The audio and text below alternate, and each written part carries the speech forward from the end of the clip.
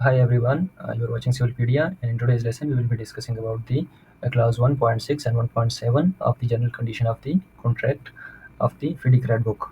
So the first thing is that the contract agreement. The party shall sign a contract agreement within 35 days after the contractor receive the letter of acceptance unless they agree otherwise.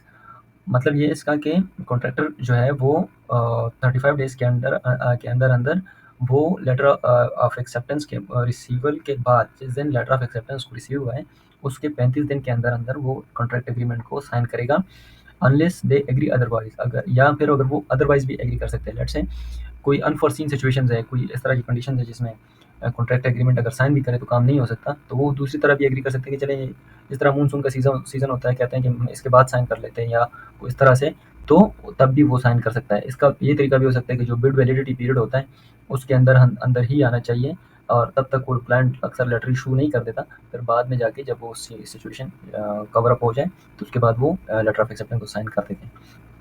तो unless otherwise agree का मतलब ये है कि वो बाद में भी जिस तरह एग्री होते हैं कॉन्ट्रैक्ट की नेगोशिएशन के मुताबिक या जो भी मतलब कि कम्युनिकेशन के रिजल्ट में कोई भी चीज़ इस तरह आती है तो वो अनलेस अदरवाइज भी एग्री कर सकते हैं। The contract agreement shall be based on the form annex to the particular conditions. जो पार्टिकुलर कंडीशंस में इन्होंने फॉर्म दिए हुए हैं उसके मुताबिक वो बेस करेगा। अगर इनकेस आप कहते हैं कि नहीं ये हमारे रिक्वायरमेंट के मुताबिक नहीं है तो फिर उसका तरीक़ाकार ये होता है कि वो एक लॉ डिपार्टमेंट होता है हर महकमे में, जिस तरह पाकिस्तान रेलवे डिपार्टमेंट है या वापटा है, जो भी डिपार्टमेंट्स होते हैं उनमें एक लॉ डिपार्टमेंट होता है, अपना एक सेक्शन होता है उसका।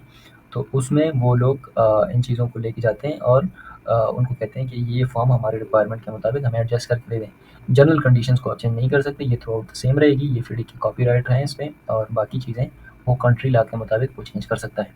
The cost of stamp duties, जो स्टैम्प ड्यूटीज़ होगी, जो स्टैम्प पेपर के खर्चे वगैरह आते हैं वो बर्न करेगा एम्प्लॉयर, वो एम्प्लॉयर के खाते में आएगी, एम्प्लॉयर ही पे करेगा। इसमें ये भी हो सकता है, ये काफ़ी ज़्यादा पैसे भी हो सकते हैं, मतलब कि कॉन्ट्रैक्ट की वैल्यू के मुताबिक ये डिपेंड करता है कि स्टैम्प ड्यूटी स्टैम्प कितने पैसों का इशू करवाना है। तो मैंने खुद ये मतलब कि 10,000 वाले भी इशू करवाए हैं, 15,000 20,000 तक भी हमने इशू करवाए हैं, तो ये बेस करता है कॉन्ट्रैक्ट की वैल्यू पे।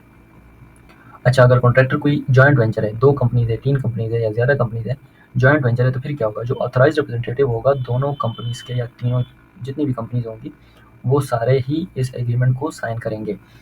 ऑथराइज़्ड रिप्रेजेंटेटिव इस तरह अपॉइंट होता है कि जो बिडिंग स्टेज के ऊपर कंपनीज़ ने एक जॉइंट वेंचर कर लिया है कि हम जॉइंट वेंचर बना रहे हैं, तो उसमें जो कंपनी जो होती है कंपनीज़, जो उसके जो बोर्ड ऑफ डायरेक्टर होते हैं वो उसको एक letter of authority, power of attorney जिसे कहते हैं, वो इशू कर देते हैं। वो जब इशू करते हैं तो वो फिर उसको वो ऑथराइज़्ड रिप्रेजेंटेटिव होता है, उसमें उसका नाम होता है, उसका डेज़िग्नेशन होता है, उसका फिर जो बाकी डिटेल होती है, आइडेंटिटी, आईडी कार्ड हो गया या होम एड्रेस हो गया, और उसके स्पेसिमेन सिग्नेचर भी होते हैं कि ये इसके स्पेसिमेन सिग्नेचर है, एंड इनिशियल एंड जो पूरा सिग्नेचर होता है, इनिशियल सिग्नेचर और डिटेल सिग्नेचर जो पूरा सिग्नेचर होता है, वो दोनों उस पे होते हैं।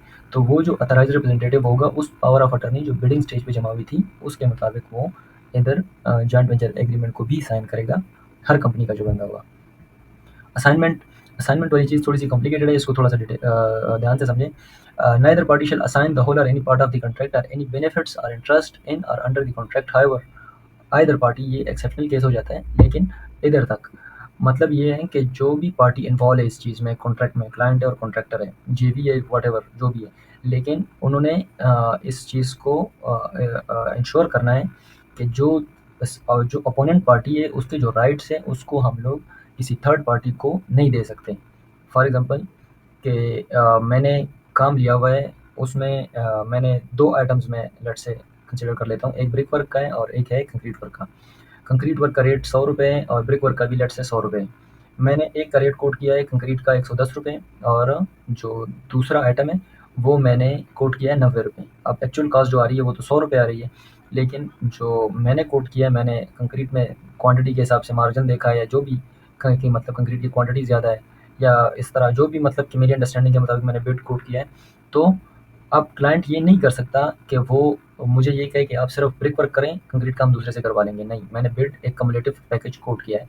क्लाइंट इस चीज़ को नहीं कर सकता कि वो मेरे राइट्स या मेरे इस तरह की कोई कॉन्ट्रेक्चुअल जो ऑब्लिगेशंस है वो किसी अपोनेंट पार्टी को या थर्ड पार्टी को असाइन करें। अच्छा, ये 2 जो है एक्सेप्शनल केसेस है। हाउएवर आइदर पार्टी, जो आइदर पार्टी मतलब क्लाइंट भी या कॉन्ट्रैक्टर भी, वो असाइन कर सकता है। पहली वाली जो बात है वो ये कह रहे हैं कि मैं असाइन द होल और any part of the contract with the prior agreement of the other party. और आगे लिखा हुआ है at the sole description of such other party, जो सोल डिस्क्रिप्शन होगी सिर्फ और सिर्फ मेरे कंसेंट के ऊपर। लेट्स से मैं जो है कॉन्ट्रैक्टर हूँ और एक क्लाइंट है, तो क्लाइंट तभी इस चीज़ को दूसरी पार्टी को सरेंडर कर सकता है या मेरे राइट्स दे सकता है जब मैं खुद एग्री करूँ, मेरे सोल डिस्क्रिप्शन के ऊपर हो, मैं खुद उसको एग्री करूँ। और या फिर कोई पहले से कोई मेरी एग्रीमेंट मौजूद है, या मैं उस वक़्त एग्री करूँ या पहले से मैंने एग्री किया हुआ है, तो वो दे सकता है। मतलब इस तरह हो सकता है कि लेट्स से कोई ग्रुप ऑफ कंपनीज़ हैं, एक पेरेंट कंपनी है, एक उसकी सब्सिडरी है, सब्सिडरी ने काम लिया है। अब जो पेरेंट कंपनी होती है ना, वो इस कॉन्ट्रैक्ट के मुताबिक वो एक एफिडेविट देती है कि अगर मेरी सब्सिडरी कंपनी ने ये काम नहीं किया, तो मैं इसको टेक ओवर कर लूँगा और मैं इसको कंप्लीट करके दूँगा। ये उसकी एक अंडरटेकिंग होती है, वो देता है।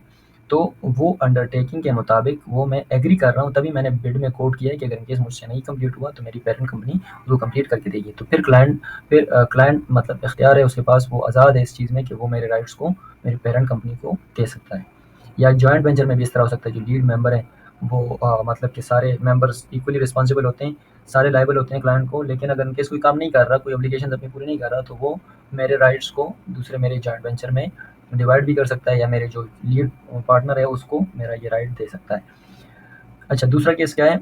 May as a security in favor of bank or financial institute assign the party right to any money due or to become due under the contract without the prior agreement of other party।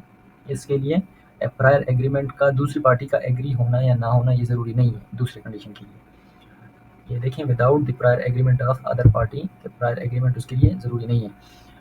अब इसमें यह है कि in case मेरे पास client को मैंने काम करके दे दिया है, एक आईपीसी है मेरी, लेट्स आईपीसी नंबर 3 है, वो है 10 करोड़ रुपए की, मुझे अभी तक पेमेंट नहीं आई और मुझे पैसों की ज़रूरत है, मैंने काम चलाना है या कोई और ऑब्लिगेशन है मेरी, मैंने पेमेंट करनी है।